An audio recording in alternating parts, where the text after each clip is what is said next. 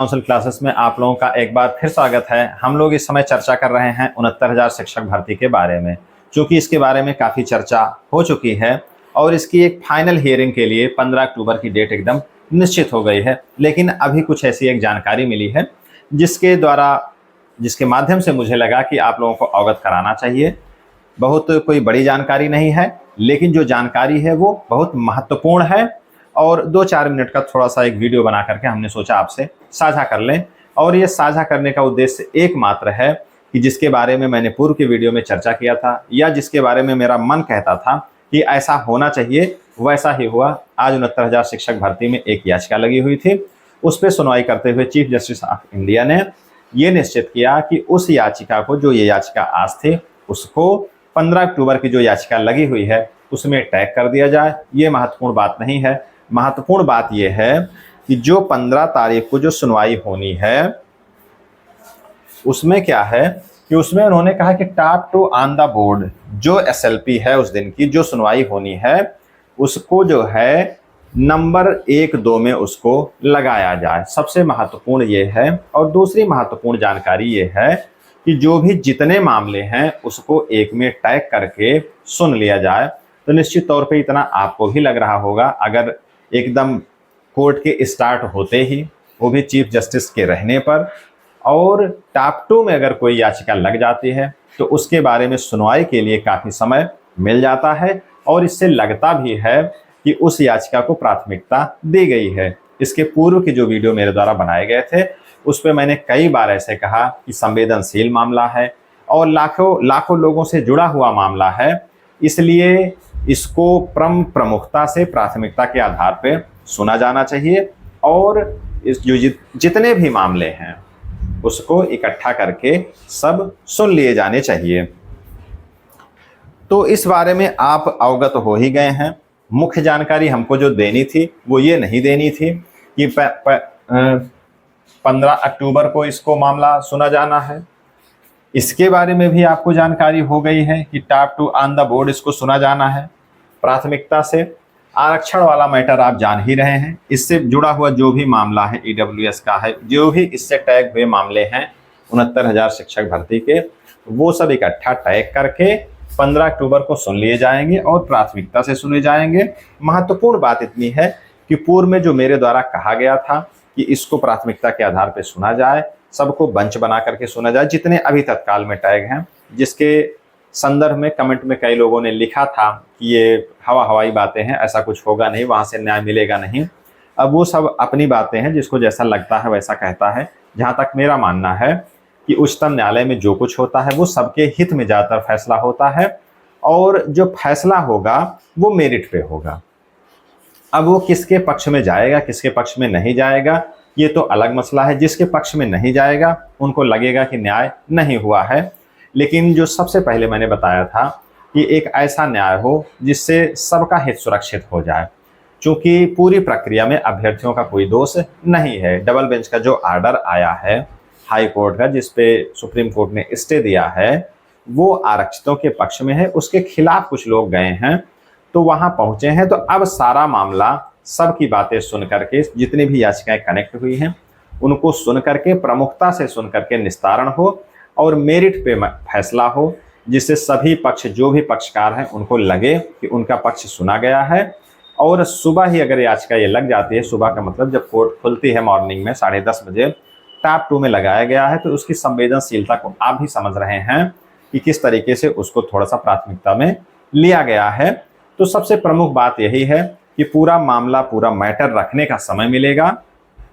और कई लोगों के द्वारा कई वीडियोज़ मैंने देखा है, कई लोगों से चर्चा की है, तो उनका जो कहना था कि रिटर्न सबमिशन दाखिल हो गया है तो किसी को खास करके मौका नहीं मिलेगा किसी को अपना पक्ष रखने का।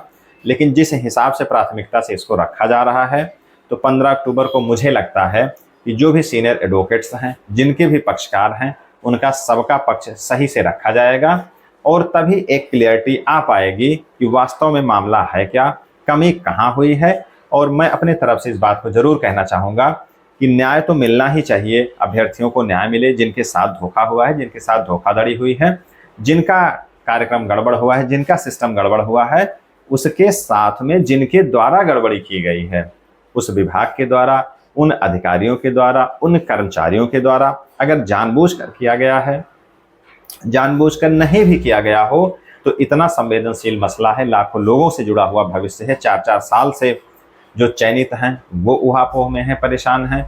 जिनका चयन नहीं हुआ है, जो वास्तविक हकदार हैं, जिनके पक्ष में ऑर्डर हुआ है, सरकार ने भी माना है, तो उनके लिए भी अगर आप सोचते हैं तो 4 साल का समय कम नहीं होता है। तो उन संबंधितों के खिलाफ कड़ी कार्रवाई होनी चाहिए, ताकि आगे इस तरह से संवेदनशील, इस तरह से लापरवाही भरे फैसले संबंधित अधिकारियों कर्मचारियों के द्वारा न लिए जाएं। तब जाकर के ये वास्तविक न्याय कहा जाएगा। तो और ज़्यादा अब इस कार्यक्रम को हम लोग आगे नहीं बढ़ाते हैं, चूँकि लगेगा कि छोटा सा मैटर है, इसको बहुत ज़्यादा बढ़ा चढ़ा दिया गया। क्योंकि व्यक्तिगत जो मेरी इच्छा थी उस अनुरूप थोड़ा सा काम यहाँ पर हुआ है, प्राथमिकता के आधार पर होता दिख रहा है।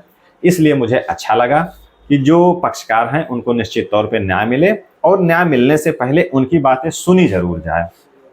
सामान्य तौर पे आपने देखा भी होगा, अगर आप बीमार होते हैं तो उस डॉक्टर के पास आप ज़्यादा जाना पसंद करते हैं, या वहाँ से आप ज़्यादा संतुष्ट होते हैं जो डॉक्टर आपकी बीमारी के बारे में, आपकी इच्छा क्या है, आपको तकलीफ क्या है, उसके बारे में ज़्यादा सुनता है। भले इलाज उतना अच्छा ना हो पाए या आपको फ़ायदा उसकी दवाएं ना करें, लेकिन अगर आप अपनी सारी बातें कह देते हैं और आपके द्वारा वो सारी बातें वहाँ तक पहुँच जाती हैं और डॉक्टर इस बात को समझ लेता है, तब आपको वहीं पे एक संतोष हो जाता है, भले अंततः 4 से 10 दिन बाद आपको कोई लाभ ना मिले।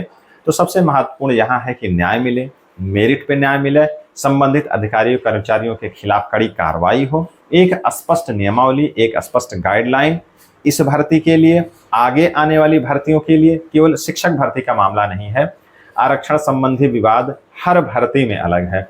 लोक सेवा आयोग अपना अलग चला रहा है, जो बेसिक शिक्षा की नियमावली आरक्षण की है वो अलग चल रही है, विभागों की, अन्य विभागों की अलग चल रही है। ये मुझे समझ में नहीं आता है कि एक ही प्रदेश में वहीं के जो अभ्यर्थी हैं, वहीं के जो नागरिक हैं, उनके लिए अलग अलग आरक्षण के नियम कैसे हैं, क्यों हैं, ऐसे क्यों दिख रहे हैं।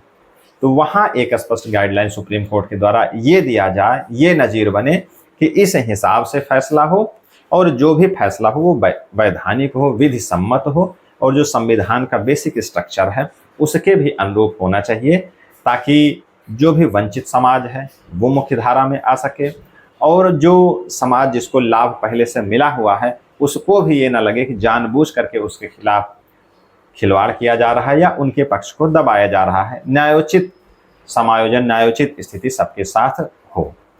तो अब जो है हम लोग इस वीडियो को ज़्यादा लंबा नहीं करते हैं, अब हम लोग सीधे सीधे अपडेशन के लिए 15 अक्टूबर को ही मिलेंगे। और मेरे समझ से जिस प्राथमिकता से लिया गया है, तो जल्दी न्याय मिले लोगों को, उस ऊहापोह की स्थिति से निकलें, और जिनके भी पक्ष में फैसला आता है उनको अग्रिम शुभकामनाएं हैं।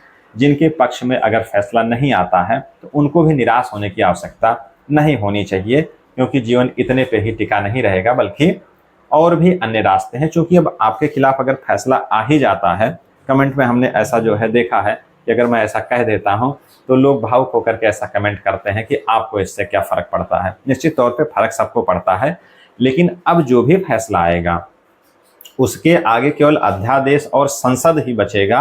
अब कोई कोर्ट नहीं बचती है कि जहां आप अपनी अपील सुना सकते हैं, दाखिल कर सकते हैं। और अध्यादेश और जो अधिनियम और जो संसद की प्रक्रिया है वो बहुत कठिन है, रेयर ऑफ द रेयरेस्ट है।